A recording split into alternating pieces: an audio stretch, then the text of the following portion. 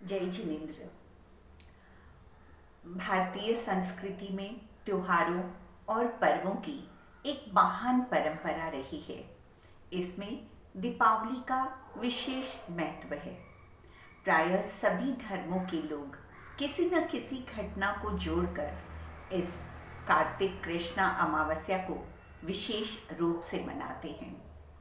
एक पौराणिक कथा के अनुसार सागर मंथन के दौरान इसी दिन लक्ष्मी जी प्रकट हुई थी, तो कहीं कहीं इसे दिवाली या लक्ष्मी जयंती के रूप में भी मनाते हैं। रामचंद्र जी लंका विजय के पश्चात 14 वर्ष का वनवास पूरा करके इसी दिन अयोध्या लौटे थे। एक मान्यता के अनुसार श्री कृष्ण ने नरकासुर का वध करके 16,000 कुमारियों को मुक्त कराया था। कहीं कहीं धन के देवता कुबेर के नाम से यह दिन मनाया जाता है। कहते हैं सिखों के छठे गुरु हरगोविंद सिंह ने मुगल सम्राट जहांगीर की कैद से 52 राजाओं को मुक्त कराया था।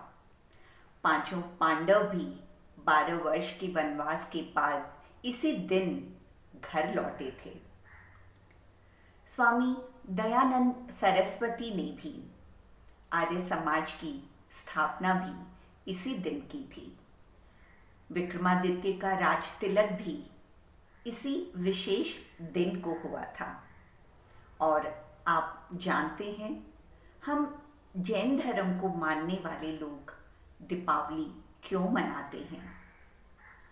इस दिन हमारे 24वें तीर्थंकर भगवान महावीर स्वामी को निर्वाण प्राप्त हुआ था और इसी दिन उनके प्रथम शिष्य गौतम गंधर को केवल ज्ञान प्राप्त हुआ था। कैसे मनाते हैं हम भगवान का निर्वाणोत्सव। करीब 1 महीने पहले से घरों में सफाइयाँ शुरू हो जाती है। हम एक दूसरे को मुबारकबाद देते हैं, दिए जलाते हैं, मिठाइयाँ बांटते हैं। जरा विचार तो करिए, भगवान के निर्वाण का दिन, यानी कि भगवान अब कभी जन्म नहीं लेंगे। एक तरह से उनका वियोग हो गया, उन्हें परम पद की प्राप्ति हो गई। तो हमें कैसे मनाना चाहिए दीपावली का दिन, ज़रा विचार तो करिए। इस बात का विचार करने के लिए आपको मेरे साथ करीब 2550 वर्ष पूर्व चलना होगा और अनुभव करना होगा। शास्त्रों के अनुसार भगवान महावीर 30 वर्ष तक राजमहल में रहे, फिर उन्होंने घर त्याग दिया। करीब 12.5 वर्षों तक कठोर साधना की और सत्य की खोज करते रहे। फिर उन्हें केवल ज्ञान प्राप्त हुआ और केवल ज्ञान प्राप्त करने के बाद 30 वर्षों तक वे उपदेश देते रहे। क्या उपदेश दिया होगा भगवान महावीर ने? उन्होंने आत्मा से परमात्मा बनने का उपदेश दिया होगा, द्रव्यों की बात बताई होगी, तत्वों का ज्ञान कराया होगा, कषायों से अपने आप को मुक्त करने का मार्ग बताया होगा और प्रतिदिन उनकी देशना 3-3 समय उनकी दिव्यवाणी खिरती रही और हजारों की संख्या में लोग उनका उपदेश सुनने जाते रहे। उनकी अंतिम देशना दीपावली के 2 दिन पूर्व 13 को हुई। उसके बाद उनकी वाणी मौन हो गई। जरा कल्पना तो करिए, 30 वर्षों से लगातार दिन में 3-3 बार करीब 7 घंटे और 12 मिनट जिन लोगों ने भगवान की वाणी को सुना होगा और तेरस के दिन दोबारा जाने पर जब उन्हें पता चला कि अब भगवान मौन हो गए हैं, तो क्या विचार आया होगा उनके मन में कि चलो अब हम फ्री हो गए, कुछ कर ही नहीं पाते थे। दिन के 7-7 घंटे हमें उपदेश सुनने पड़ते थे। नहीं भाई, ऐसा नहीं हुआ होगा। बहुत भाग्यशाली थे वो लोग जिन्होंने साक्षात भगवान महावीर की वाणी को सुना होगा, और कुछ आपके और हमारे जैसे रहे होंगे जो आलस्यवश उसी दिन सुनने आए होंगे और एक ही उपदेश सुनने के बाद जब उन्हें पता चला कि अब भगवान की वाणी मौन हो गई, तो उन्होंने उस तेरस को धन्य समझा होगा कि धन्य है यह तेरस जिस दिन हमें विकल्प आया कि हम भगवान महावीर का साक्षात उपदेश सुनने आए और भगवान की दिव्य ध्वनि को सुनकर धन्य हो गए। तभी से यह तेरस धन्य तेरस के नाम से जानी जाने लगी। न जाने इतने सालों में यह धन्य तेरस धन तेरस कैसे हो गई। दूसरे दिन जब लोग भगवान के स्थल पर पहुंचे होंगे तो उन्हें उपदेश तो सुनने नहीं मिला, किंतु भगवान के रूप के दर्शन अवश्य मिले। और चतुर्दशी का दिन भगवान की उस रूप के कारण रूप चतुर्दशी के नाम से जाना जाने लगा। उसके बाद अमावस्या के दिन सूर्य की किरणों के साथ ही भगवान का निर्वाण हो गया। लोगों को भगवान की न वाणी सुनने को मिली, न दर्शन ही प्राप्त हुए। भगवान तो निर्वाण को प्राप्त हो गए। फिर क्या होता? लोगों की आंखों में अश्रु थे और शाम को ही उनके प्रथम शिष्य गौतम गंधर ने केवल ज्ञान प्राप्त किया और उनका उपदेश चलता रहा। बात तो अब भी ज्यों की त्यों है कि कैसे मनाएं दिवाली।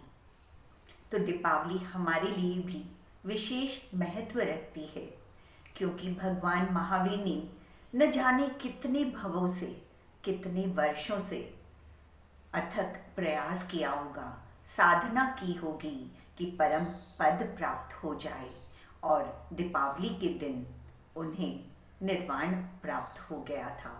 तो यह दिन हमारे लिए विशेष महत्व तो रखता है, लेकिन कैसे?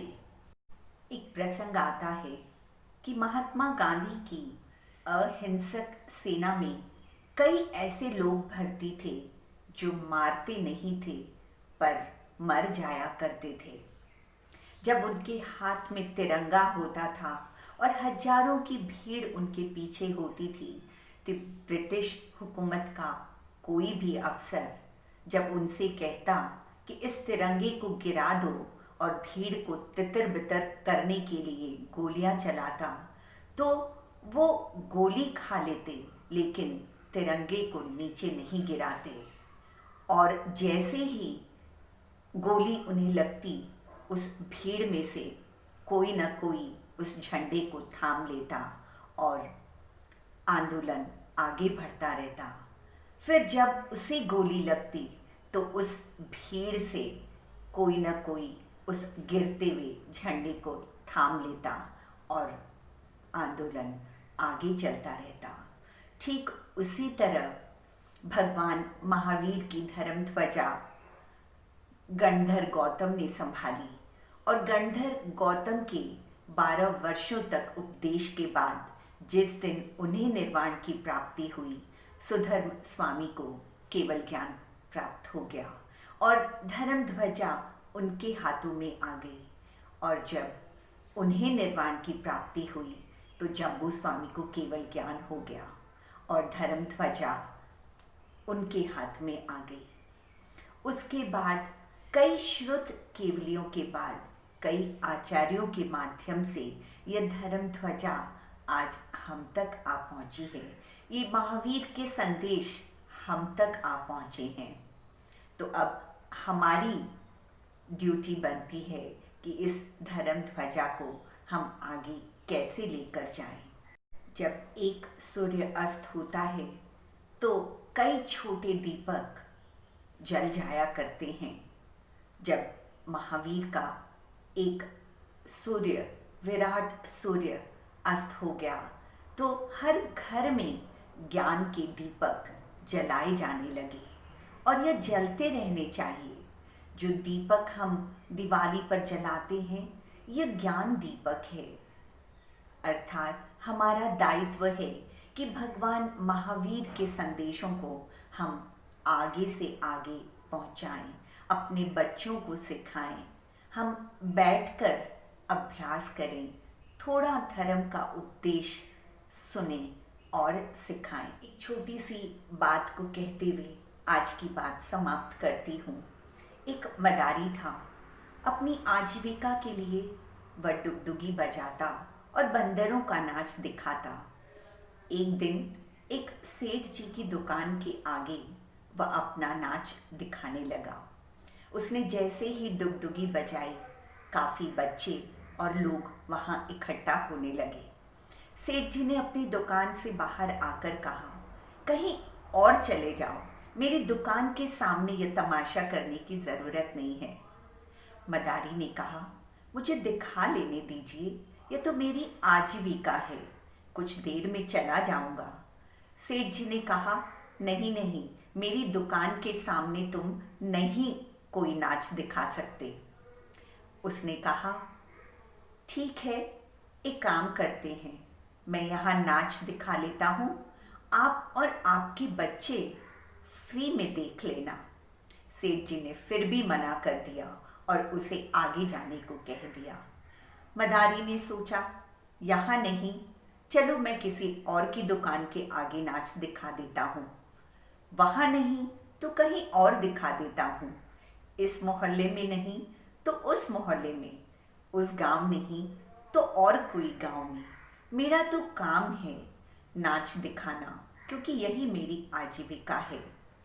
और पूरे हिंदुस्तान में कई गांव हैं और मेरी तो उतनी जिंदगी भी नहीं। तो हमें भी यही सोचना चाहिए कि धर्म की लहर तो चल चुकी है। अगर हमने इसमें अपना योगदान नहीं दिया, हमने ज्ञान रूपी दीपक को जलाए नहीं रखा, तो हम और हमारा परिवार, हमारे बच्चे ही उससे वंचित रह जाएंगे। तो हमें घर की सफाई के साथ साथ मन की सफाई की ओर भी ध्यान देना चाहिए और ज्ञान रूपी दीपक मिलकर जलाना चाहिए और अध्यात्म की मिठास का रसपान करना चाहिए। जय जिनेंद्र।